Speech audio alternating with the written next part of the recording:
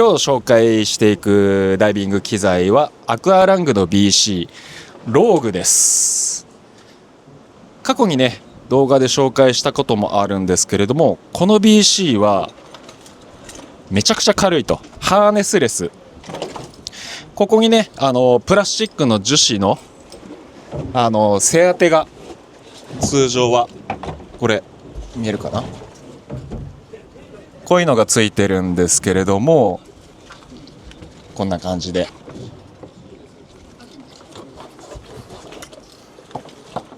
この背中のハーネスがついてないタイプのものになっていて、これすごいんですよ。いきますよ。こんな感じで旅行に丸まります。すごい。あ、そっちも折りたためないもうトテさんから比べたらもうこんなちっちゃくなっちゃうんで、小さい。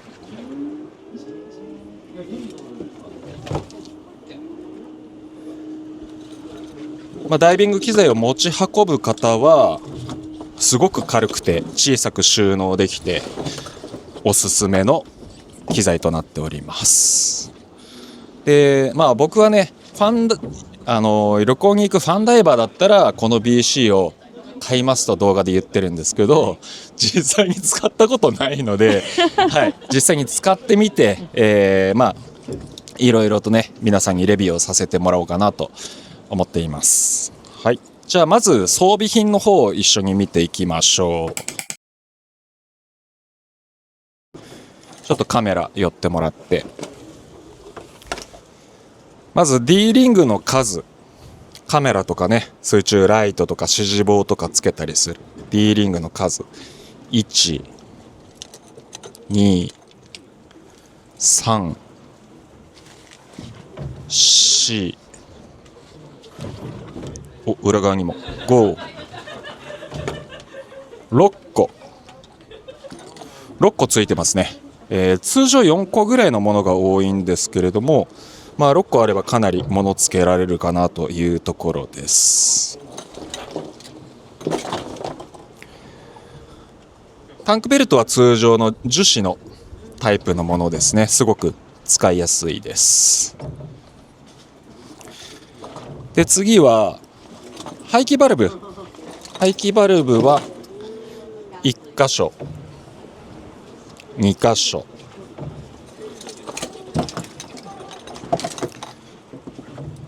で3箇所で、この BC ここそのままグッて下に引っ張るとここから空気抜けるようになっているので、4箇所ですね。計4箇所排気バルブがついています。あとポケット、マジックタイプのものですね。下がメッシュになっていて水切れがいいものになっています。これはね BC の持ち主の方が自作で、これ無印で売ってんの見たな俺も小物入れにこれ持ってるそれをインシュロックでそうつなげてるんですね。ここに穴が開いているので、よくここにねナイフつけたりする人もいらっしゃいますね。なるほど、うん、でこっちはポケットはついてないタイプですね。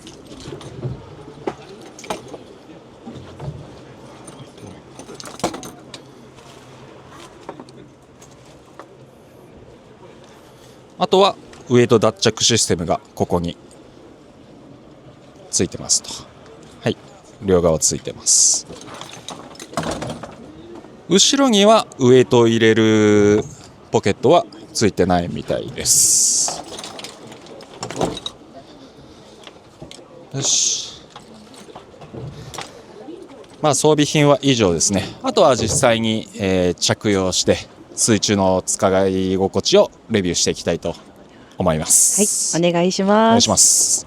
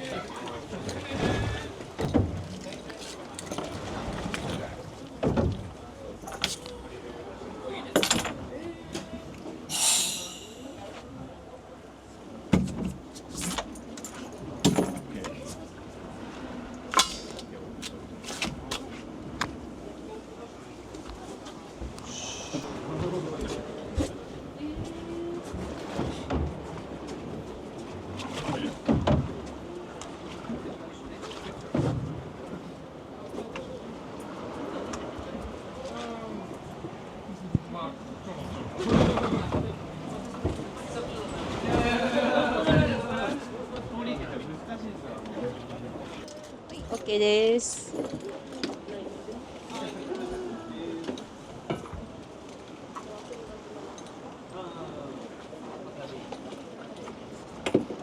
めっちゃ軽いんだけど。もうそんなすぐわかるんですか？いや、わかるよ。めっちゃ軽い。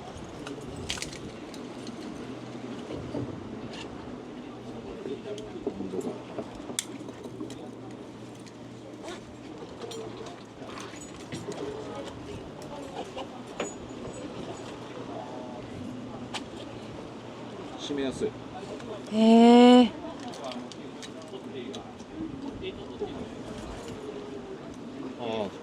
結構締めやすい。これめっちゃ硬い BC。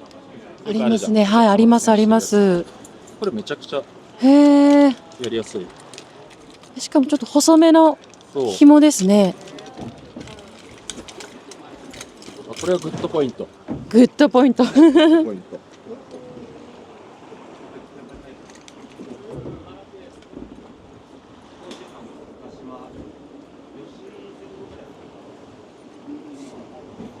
なんかここのところいつもパッと見細く見えるからなんか肩痛いのかなと思ったけど、上の方多分結構広がりがあって、ああ、あります。幅しっかりあります。なんかここがすごい負担がかかるっていう感じはないです。めっちゃいいかもしれない。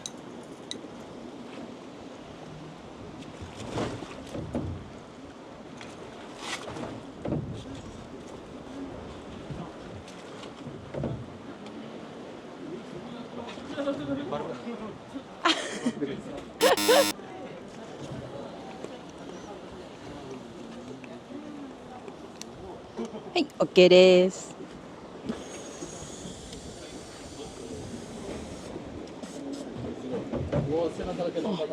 めっちゃパンパン。これもなんか包んでるような形してます、袋が。バックフロートタイプ。はい。こことか肩には空気が入らない。あ水平姿勢が取りやすいタイプ。あ、なるほど。BCD。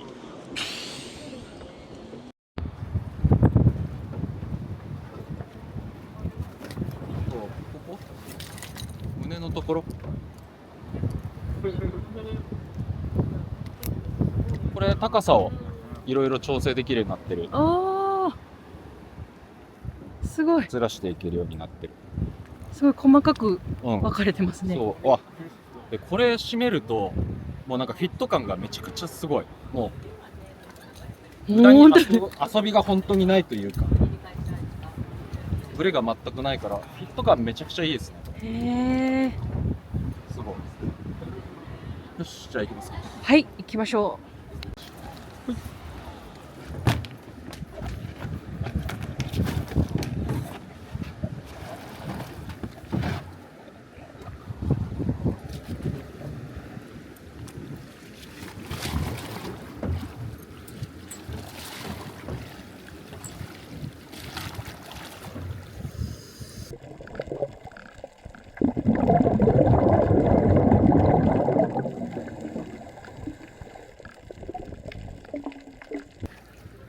バックフロートだからやっぱちょっと前に倒れる力が。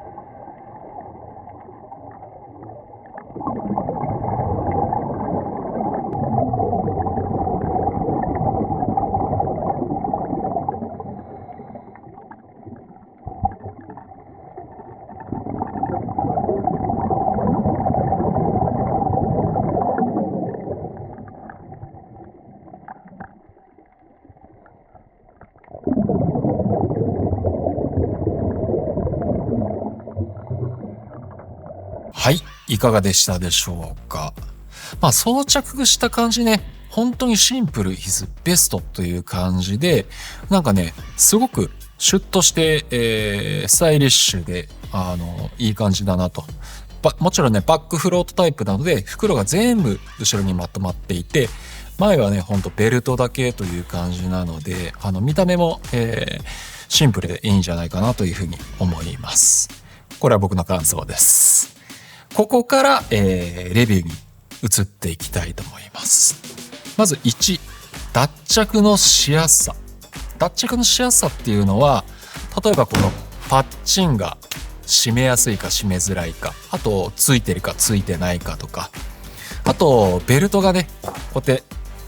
絞りますけれども、絞りやすいか絞りにくいか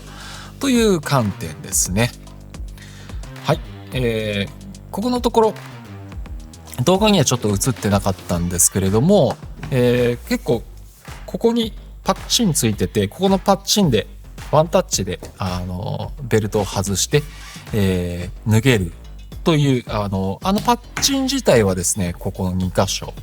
ローグプロ HD コンパクトにはついてませんでしたと。ここはちょっとマイナスポイントにはなるかなと思うんですけれども、プラスポイントもあってですね、このローグはこのベルトがすごく調整しやすい。シュッと引っ張ったら引っかかりなく調整できる。緩める時もスッと伸ばせるので、パッチンがなくても問題ないぐらいシームレスに機材の脱着ができましたと。ただですね、このお腹のパッチン、胸のパッチンのそのパッチンが物理的にね、めっちゃちっちゃくて、入れるのがね、ちょっとね、大変でした。でもこれもね、慣れちゃえば、簡単にできるようになるとは思うんですけれども、最初はちょっとしにくいなと。あと、不器用な方は、こうやってずっと行き違っちゃう可能性もあるかな。というところで、評価としては星3つつけさせていただきました。で、次、装備品の充実ということで、動画でもね、確認していたんですけれども、 D リングが6個で、廃棄できる場所が計4つということで、ここら辺は結構充実しているな。 D リングも6個あれば、多い方の部類に入りますからね。で、排気も、過不足なく、ちゃんと、4つついていると。あとポケットも結構いいサイズの、便利なサイズのポケットが1個だけ片方についていて、ポケット、僕の好みとしてはあんまりでかいのが2つついてても、2つはさすがに使わないので1個っていうのも僕個人としては、いいところかなというふうに思います。ということで、これが足りないということもなかったので、そうですね、装備品の充実としては星4つつけたいと思います。平均以上の装備という形ですね。で、次、装備品の使いやすさ。数はこうやってついてるけれども、それが実際使いやすいのか使いにくいのか、ここもね、やっぱり BCD を選ぶっていう観点では重要になってくると思います。で、使いやすさとしては、結論から申し上げると星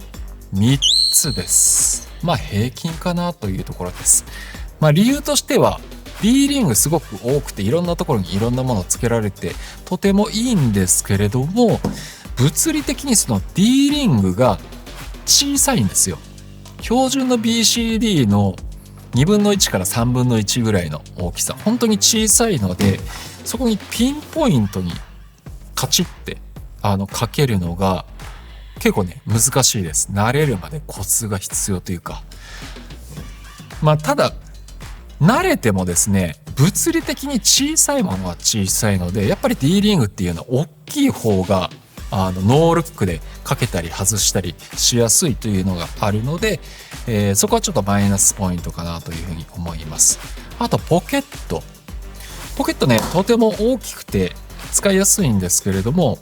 マジックタイプになっていて、マジックタイプってね、現場でこうやって見てると、中に入れてるものを紛失する可能性がね、結構あるんですよ。なぜかっていうと、いつもちゃんとぴっちり締められてればいいんですけれども、ダイビングって結構それが毎回しっかりやるのが難しいというか、マジックがこういう風にあってパチッと毎回ここに締めれてればいいんですけど、やっぱりね、ちょっとずれちゃったり、しっかり止めきれてない、マジックが重なりきれてないっていうことがあって、そうなると片方ちょっと空いてるみたいな感じになったりしますよね。そういうところから、例えば細くて重いライトとか小物系はスポーンスポーンと、落ちていって、実際の現場ではそれで物をなくしてるお客様結構いらっしゃいますので、ここは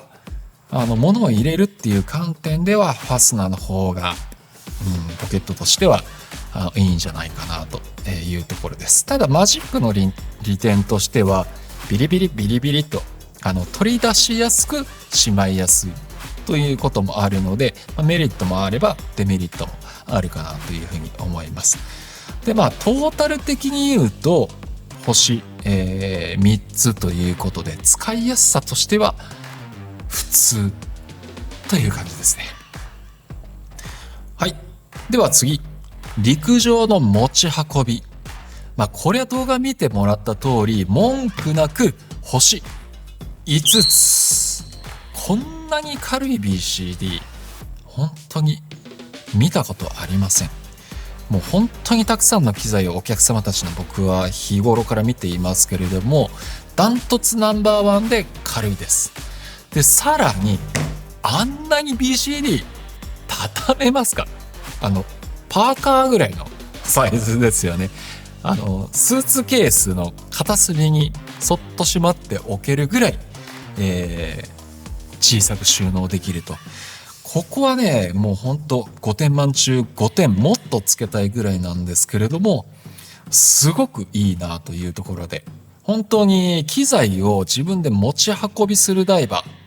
ー、例えば沖縄に潜りに行く時でもメッシュバッグ片手にこうやって持っていく方とか、キャリーバッグの中に入れるとか、そういう方たちにも便利ですし、伊豆とか和歌山でも電車に乗っていくとか、待ち合わせ、ダイビングショップが迎えに来てくれる待ち合わせまで機材持っていかなきゃいけないとか、そういうシチュエーションにおいて持ち運びが軽いっていうのはね、本当に正義。ここはこの機材の一押しポイントになりますね。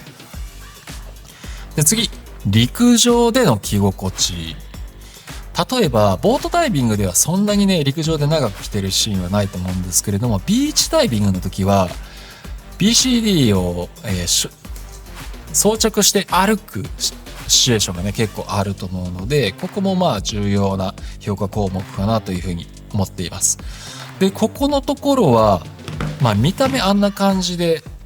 ベルトも細くてなんか頼りない感じに見えるなと思っていたので、そんなに良くないのかなと、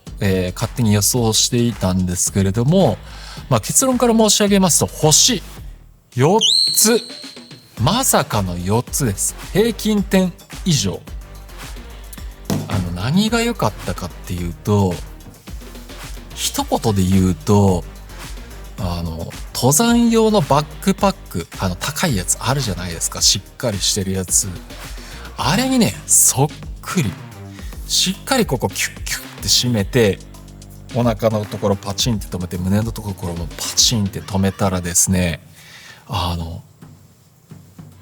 一切機材が、なんて言うんですか、遊ばないっていうんですか。左ピッて見たら、丸ごと、なんて言うの、そのズリって感覚が、1センチもないというか、こんなにフィットする機材、今まで背負ったことねえっていうぐらいフィットして、これはもうびっくりしました。で、さらにタンク背負った時も、なんかね、タンクの重みが、なんかいろんなところに分散されている感じで、僕最初に登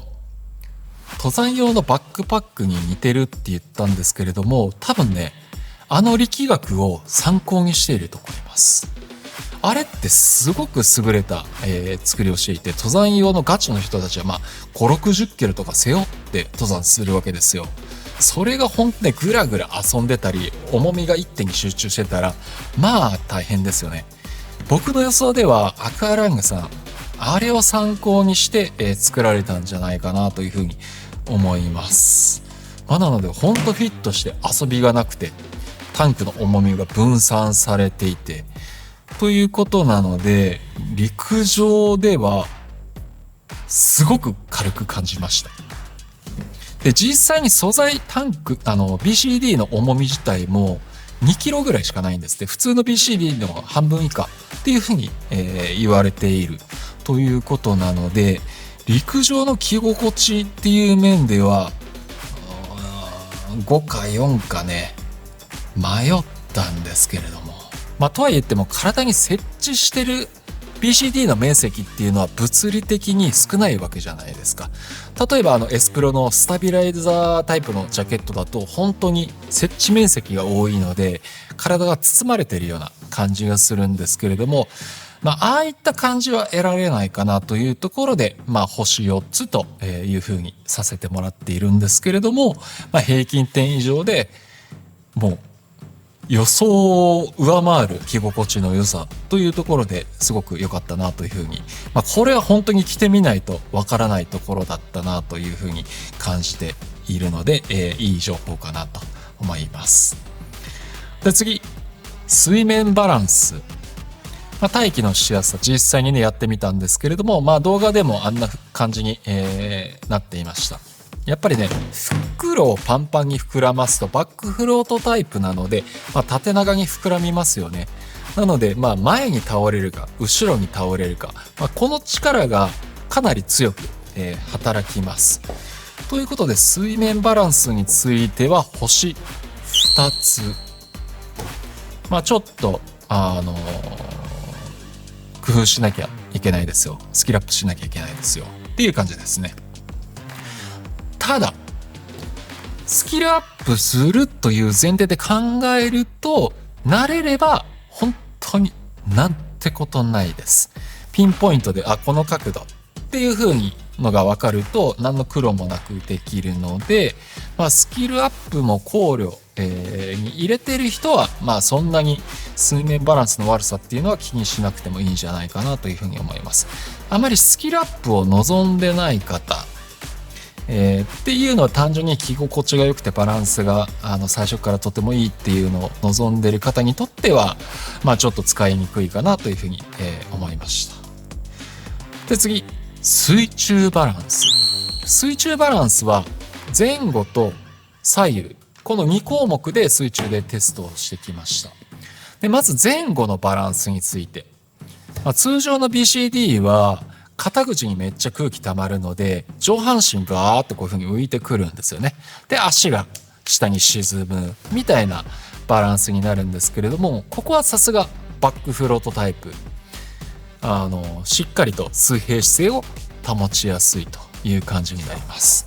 でただですね、 BCD に空気を入れてない、状態、つまり水深5メートルとか空気を、BCD に吸気しなくても適正ウェイトに近い状態の時、 BCD に空気入れてませんよね。この時は特段水平姿勢が取りやすいというわけではありません。通常の BCD と同じように特に何の違和感も感じなかったと。ただ、深いところに行った時は BCD たくさん空気入れました。その時はバッチリ袋膨らみましたので水平姿勢がとても、取りやすいと。でさらに、タンクに対してホットドッグみたく両側から BCD の袋にこうやって包まれているのでバランスがとても良かったです。はい。ということで、上下のバランスについては水平姿勢は、すごく取りやすかったですという感じで、次は左右のバランスについて。これがね、なるほどなという感じでした。結論から言うと左右のバランスは結構ね取りにくいです。最初はちょっと難しいと感じる方も、いるかもしれません。どういうことかと言いますと、この BCD はハーネスレスなので動画で見せたようなプラスチックの樹脂の背中当てがないわけですよ。この背中当てがどういう役割を普段担ってるかというのを説明、させてもらうんですけれども、例えば背中当てがこの指3本分ぐらいの面積がありましたと。ここにタンクが乗ってると想像してください。タンクより広い幅でこのハーネスが体に乗っているという感じですね。で、タンクだけだとこの、太さなんですけれども、ハーネスがあることによって体にかかる荷重をね分散させてくれるっていうことで、この3本指ぐらいですね、これで横にひっくり返りづらいというのを実現、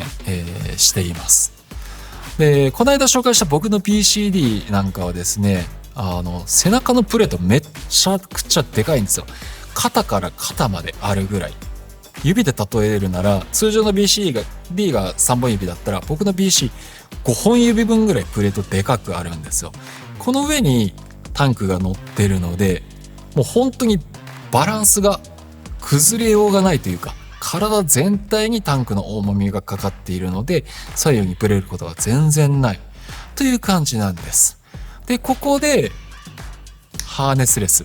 どういうことかと言いますと、背中にタンクが直で乗ってるみたいな。なのでタンクが傾くと、そのまんま行くんですよ。そのまんま傾くんですよ。乗ってるプレートがないっていうのは、こういうことなんだなと。で実際にはメーカーのカタログとかにはこの BCD のね前のフィットさせることによってそれを解消してますというふうには話していたんですけれども、実際使ってみた感想はあのハーネスって実はそういう役割結構ちゃんと果たしてたんだ。なかったらないで一応工夫はされてらっしゃるけれども結構横にバランス傾くなと、いう形ですね。なのでしっかりタンクのしっかり背中の中心にタンクを乗せてずれたら早めに戻すっていうことを普段から頻繁に、していなければならないと。これもですねスキルアップする前提で言えば慣れればなんてことないと思います。スキルアップ前提で考えれば気にすることではないと言っても、過言ではありません。ただ最初のフィーリングとしてはそこら辺はちょっとスキルアップは必要で、慣れが必要という形になりますね。で最後ですね推進力。これはですね見てもらったら分かる通りさっきダッシュしてるシチュエーションもありましたけれどももうガンガン進みます。本当に水の抵抗が小さくて、前何もないわけですからふわーっと水流れていきます。で、背中のところに袋はついてますけれども、上半身ちょっとこういうふうに立ってますので、体でブロックされてる、部分もあって水の抵抗っていうのは本当少なくてガンガン進みました。なのでドリフトダイビングとか流れにちょっと逆らって泳ぐようなダイビングとかそういう時にはもうめちゃくちゃいい BC と言えます。水の抵抗ってねやっぱめちゃくちゃすごいんですよ。例えば船ってブレーキついてないの知ってます？水の抵抗がすごすぎてアクセル一番落としてクラッチニュートラルにするだけですぐねピューンってボートって止まるんですよ。それ車で同じことやったら車はビューンってしばらく走ると思うんですけれども船はね水の抵抗っていうのがすごいのであっという間に止まるんです。っていう観点でも BCD の物理的な面積の大きさっていうのは推進力にかなりこれねあまり考慮されてない方結構多いなと思って、BCD の選び方見てるんですけれども普段からドリフトしてますっていう方でも結構横ボーって膨らんでるような BCD 使ってたりとかするんですけれども本当にこの水の抵抗を減らせばねかなりの優位性出ますから、そういう観点ではこの BCD はドリフトとかあとガイドさんが使うのにも向いてると思いますね。バランスとかもスキルがあれば全然問題ありませんのでここぞという時に瞬発力が使えるという観点で推進力いくつつけたかなかなり高得点。推進力は星5つ最高クラスですね。最高クラスの推進力を誇る BCD と言えるというところですね。でどんな人におすすめかと言いますとまず機材を手持ちで持ち運ぶダイバー全般にはバッチリ。あとビーチダイビングされる方陸上での着心地もすごく良くてタンクの重みも分散されていたのでそもそも BCD の重さ自体が軽いのでビーチダイビングにも向いていると。陸上での着心地もグッドであとは、そうですね推進力もめちゃくちゃ、いいので、例えばガイドさんとか結構ハードな、環境でダイバーする方にもおすすめということで、中上級者向けの BCD と、言えると思います。では最後に価格をご紹介していきたいと思います。定価はもちろんのこと、僕のチャンネルはねかゆいところにも手が届くというのがテーマですので Amazon とか楽天の最安値でいくらなんだというところまで合わせて、ご紹介させていただきます。はい、まず定価12万1000円続きまして Amazon 最安値びっくりしますよ5万4500円。はい次楽天最安値5万4450円。まあ、楽天とアマゾンそんなに変わんないですね。まあ、ただこれ5万4000円ちょっとで買えるんですよ。めちゃくちゃ安いですね。BCD って2つ持つ人とかもいて、こういう時はこの BCD、こういう時はこの BCD っていう感じで、まあ2つ目の BCD としても、結構ね手の届きやすいお値段かなというふうに思います。この値段だったらね買っちゃいたくなりますね。ということでこの Amazon の最安値のページと楽天の最安値のページは僕のこの動画の概要欄のリンクに貼っておきますので、気になる方はぜひそちらから、見に行って、みてください。楽天確か送料無料って書いてあった気しますね。はい、という感じで今日はアクアラングから出ているローグプロ HD コンパクトという BCD を、ご紹介させてもらいました。まあやっぱりね、実際使ってみるとカタログには載ってない実際の使用感みたいなのが分かって、まあ僕自身もすごくね勉強になって、楽しかったですし、これから購入を検討されている方の、役にもねすごく立つんじゃないかなと、思います。こんな感じでこれからいろんな BCD 借りまくってレビューしまくっていきますので、気になる機材ありましたらぜひコメント欄の方にBCD でレビューやってくださいみたいな感じでコメントしてください。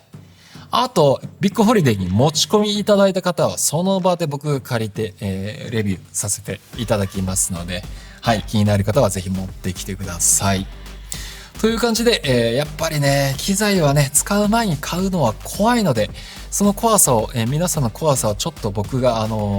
軽減できるようにこれからもいろんな機材をたくさんレビューしていきたいと思いますので、このシリーズ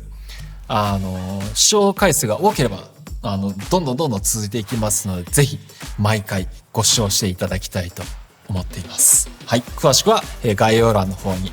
いろいろと載せておきますので後で見てみてください。はい、ということで、本日も最後までご視聴いただきどうもありがとうございました。また次回の動画でお会いしましょう。バイバイ。